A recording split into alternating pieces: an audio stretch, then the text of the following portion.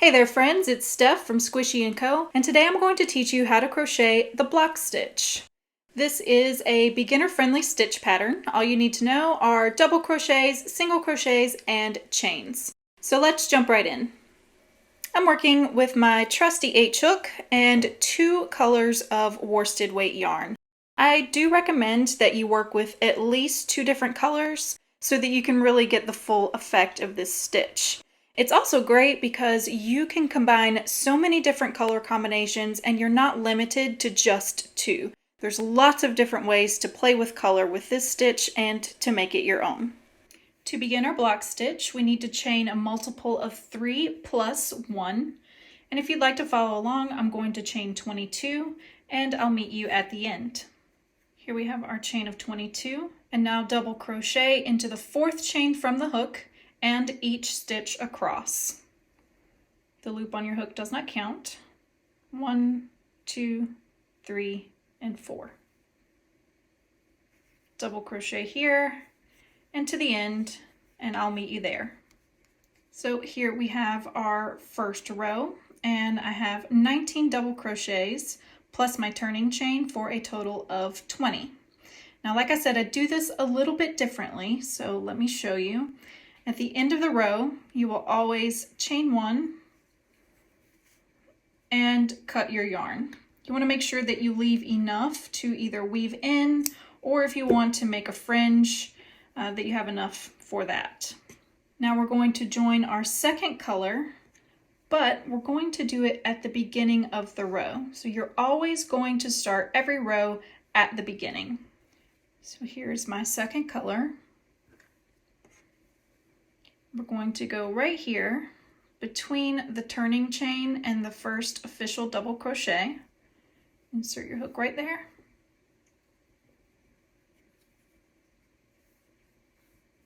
Pull up a loop and chain 1. This is going to count as your first single crochet. Chain 2. And now we're going to skip the next 3 double crochets and single crochet into the space between the 3rd and the 4th.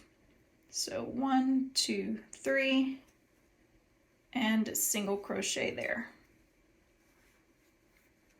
Again, chain 2, skip 3, 1, 2, 3, and single crochet in that space. We're going to repeat that, chain 2, skip 3, single crochet all the way across, and I'll meet you at the end. So once we get to the end, we will have 4 double crochets left, and that is correct. So you will again chain 2, skip 3, and work your last single crochet in between the last 2 stitches. Okay, again, chain 1 and cut your yarn. That chain 1 just keeps things nice and secure at the end. Okay, and here is your second row. We're going to join our original color, and again we're going back to the beginning, but I like to join the double crochet rows into the top of the turning chain instead of the space. I find it makes the gap a little bit less obvious. We have 1, 2, 3 chains, and we're going to insert our hook into the top of that 3rd chain. Grab your yarn, pull up a loop, and here, chain 3. And you can snug these down if you need. Now we're going to work 3 double crochets into each chain 2 space all the way across. So find your first space and work 3 double crochets. You're going to skip the single crochet and work 3 more double crochets in the next chain 2 space. And we finish the row just like that. And I will meet you at the end to show you how to fasten off. All right, I've come to my last chain 2 space, and we are going to work 3 double crochets just as we have been doing. But then to finish off the row, we're going to work a double crochet into the top of the double crochet from 2 rows down. So we're going to ignore our single crochet here.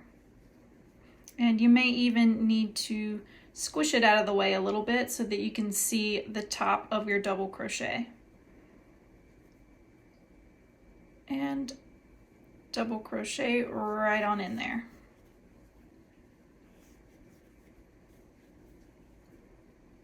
Chain 1 and cut your yarn.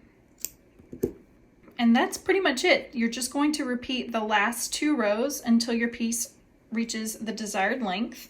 But I'm going to show you again how to join it just in case you would like to see that. So remember, our single crochet rows, we're going to work into the space between the turning chain and the first official double crochet.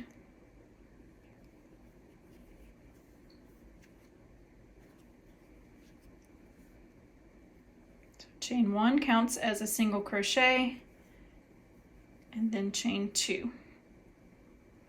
Now we're going to skip 3 double crochets and work a single crochet.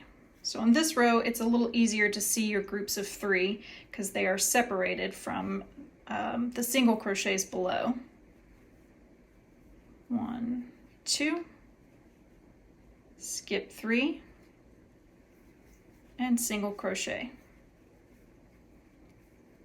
We will repeat this all the way to the end, just like before. So chain 1, cut your yarn,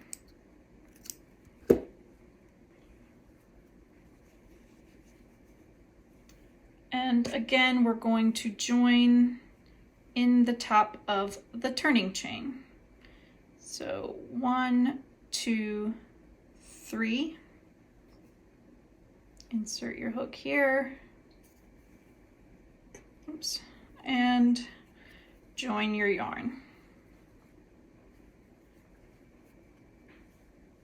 And it is really that easy. We're going to repeat those rows until our piece reaches the desired length. And I'm going to meet you at the end once I've finished up this swatch.